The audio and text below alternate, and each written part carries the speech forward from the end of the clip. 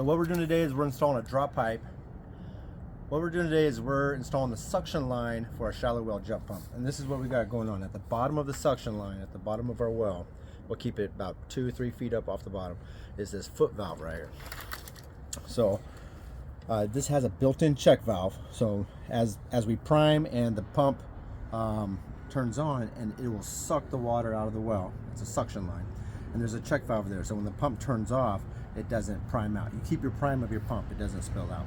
So there's a check valve right there, and there's a nice screen here too. So that's called our foot valve. That's on the bottom of our suction line. On the top of our well, this is our well seal. So we have a 6-inch steel casing. We'll walk back there. But since it's a shallow well, we're only going to do one suction line, and we're not going to do the high pressure jet assembly. So if it was a deep well, we would use a deep well jet pump, and we would use a two-pipe well seal instead of a one-pipe well seal. And the reason why we do 2 pipes is we would use this right here. So the foot valve, of course, Polly wouldn't be there. The foot valve would be on the bottom of this. The suction line's here, but the high pressure line, so we'd prime it, the pump would turn on, and it would actually send high pressure water back down, and it jets through here through this nozzle. See this nozzle? Kind of a smaller, so whenever you take a volume of water and shrink it down to a smaller orifice, the same amount of volume of water is going to go through it, but it's going to go much faster. It's kind of like putting your hose on the end of a, you have your hose there and it's just spewing out, but you put your thumb over it, so you're restricting the area, and it goes much further and much faster. That's what that high pressure line is doing. It's turning around, it's jetting and helping that suction line on the deep wells. So this well today is shallow, so I came prepared for both. We pulled out the old, I don't have video on it, but we pulled out the old pipe, and then we did a sounding, which means we put a tape down it, and we realized that it's really not a deep well. It's less than 30 feet. So I'm gonna go do a sounding with you so you can see that, and then we'll get our measurements, we'll build our suction line here, and then we'll go drop it. Go ahead and pause it. Yep.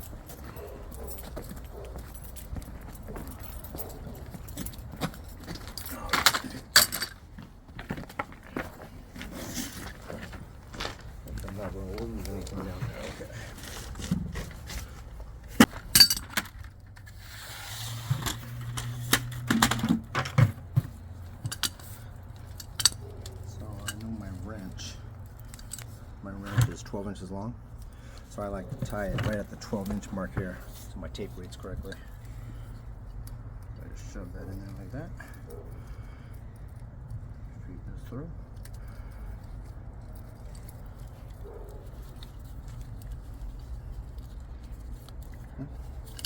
Oh, right at the 1 foot mark.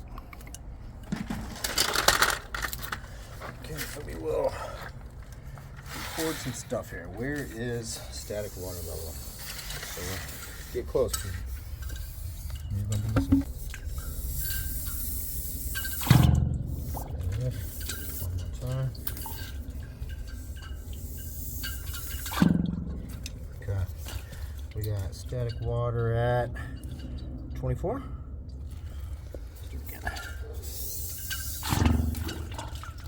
Okay, got static water at 24. Okay, so remember 24. Now we're going to let it go to the very bottom.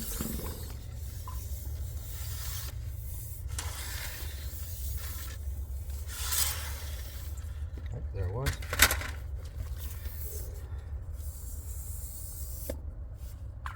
Tape, good static. It is.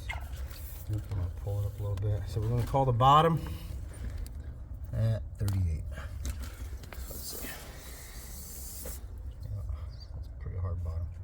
Very distinct hard bottom right at 38. Okay.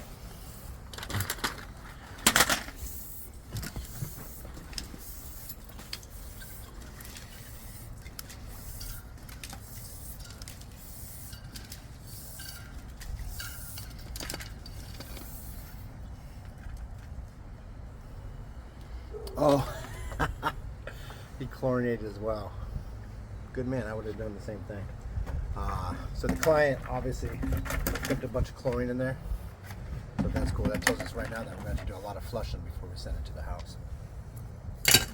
Okay, 24 and 38. Now we'll go build our drop assembly. So what do we want? We want the foot valve to be 3 feet off the bottom. So let's go 38 minus 3, 35. So from the top of our well seal to the bottom of our foot valve, we're gonna go 35. Okay, we got Darren over here kind of grinding the inside of that 6-inch. Darren's grinding the inside of that 6-inch well casing so our well seal will slip in there.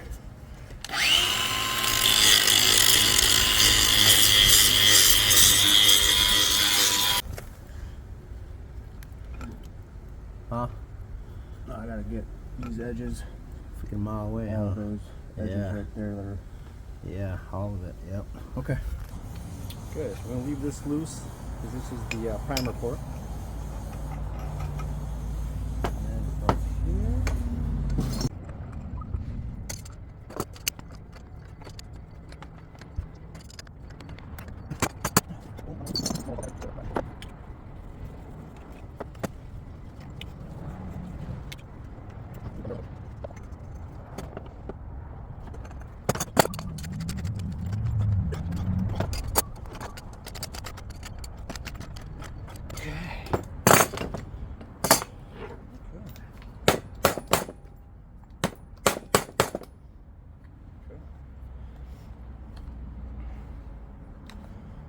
We'll go 3 feet.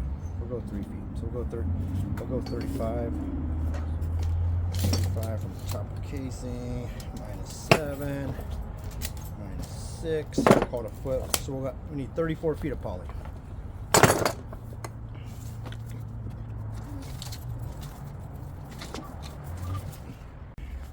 Well, unfortunately, you didn't get to see us heat that poly up and pound this on. The video shut off due to storage issues, but same process. Heat up the poly, beat it on with our cheater right there with a hammer, tighten up the bands. Now we're going to measure out 35 feet and give her a cut. 35. I got a foot loss of 35. Let's go 34. 34. Let's go 34. Okay, here we go.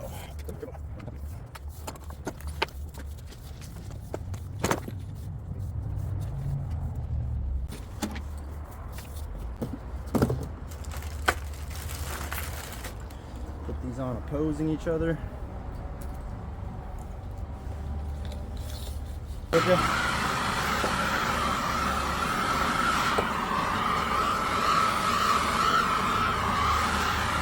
This one we can't beat in because it's on the foot valve. I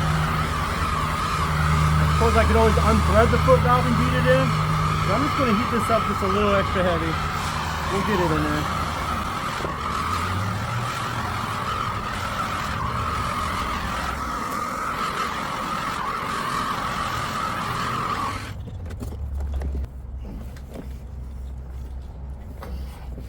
Get it. Full red face there. Breathe, Darren, breathe. He passes out. That's in there, man. That's in there. It's hot. Oh, yeah. So we're going to let that poly cool down before we cinch it in there. Because, again, if we cinch it in there while it's hot, it's just going to displace the poly and it won't hold its tension once it cools down.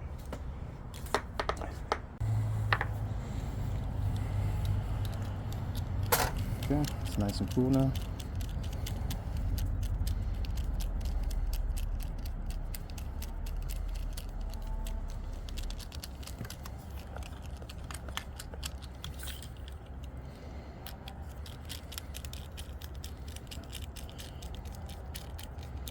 Okay, how tight do you go with your stainless steel bands? Here's the question.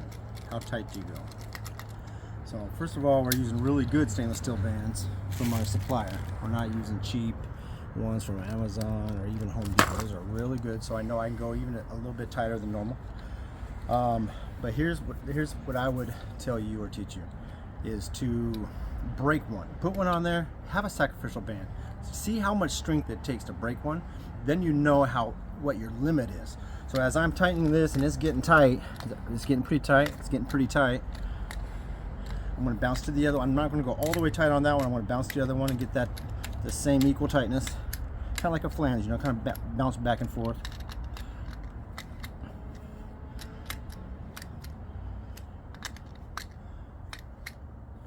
And look, you can see that it's already getting pretty tight, right?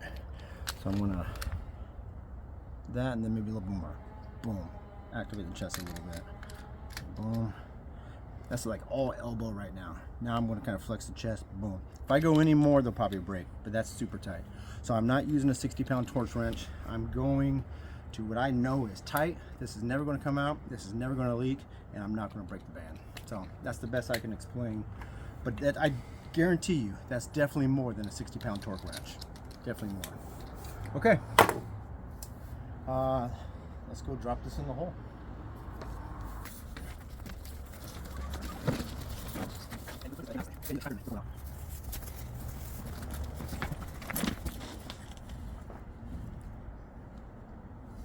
Nice. Nice work. Oh, we still have to put a pex adapter over there. Okay. And tighten the polys up. There we go.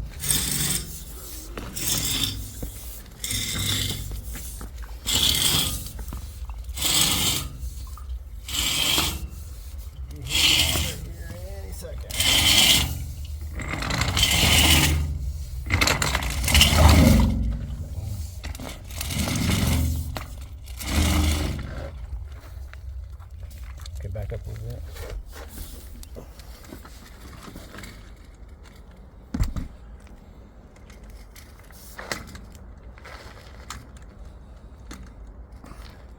Something just snaps here and takes my jaw off.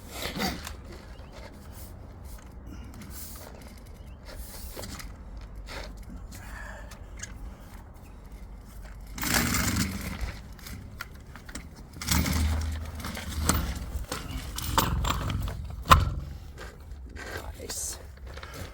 Turn this guy.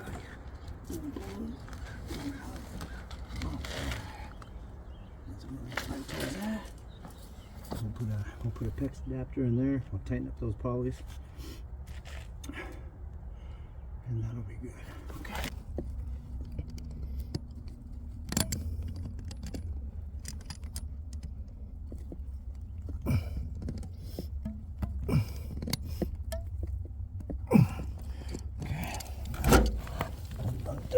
Okay. Oh, broski, can you go get us a piece of PEX? Yep. Okay, get this piece that we just cut off, and look at that. This end right here is almost exactly what I need to happen as far as my angle to the dangle down there. So what I like to do in this scenario, can you hand me those cutters? Is try to get one on really good. So I'm just going to go longer than I need it.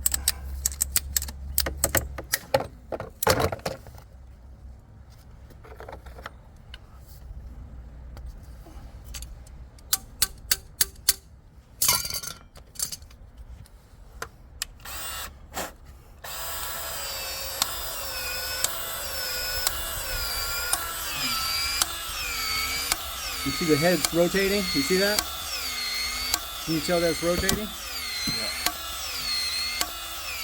So it's already rotating. I don't got to rotate the gun. When you look down there and you see that the head's not rotating, that's when you need to start rotating your gun and help it along.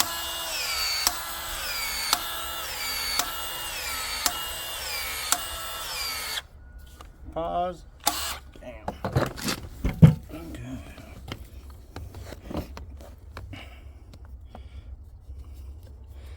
Put your hand over it, let the heat from your hand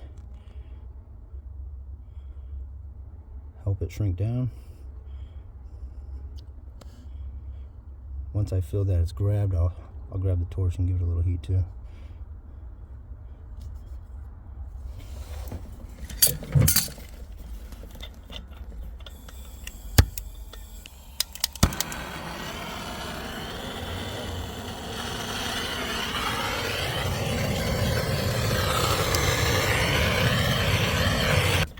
You know that's not a budget. Alright, here we go. I want that. I want that. I want that cut right there. Boom.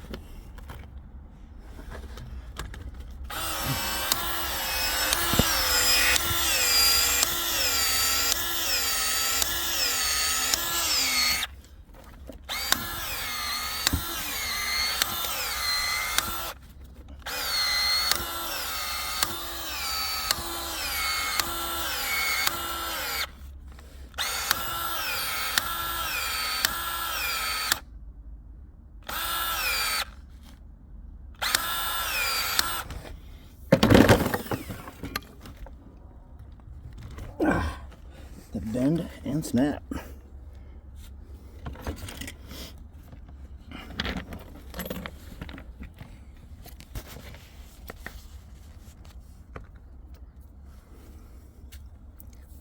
Okay, beautiful.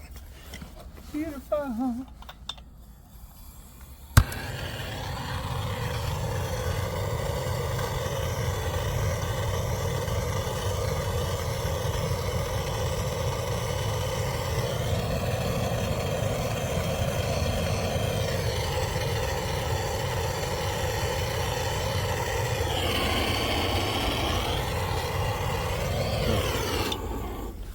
Okay.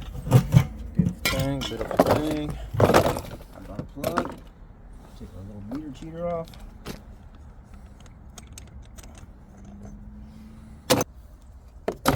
This is kind of a unique scenario because the wellhead is on the neighbor's property and the pump house is across the fence line. And it's just, you know, old school.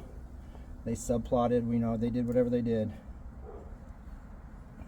And they maintained and recorded easement rights to this well, so everything's legal here. Okay, we're gonna leave that right there. Let's go get a hose.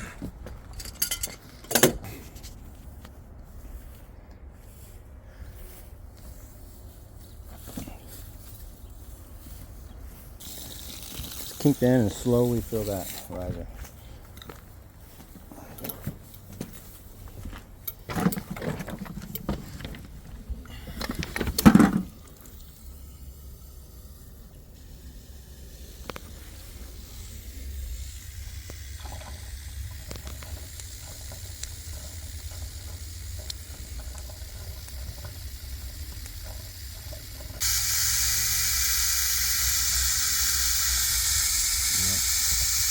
Keep going.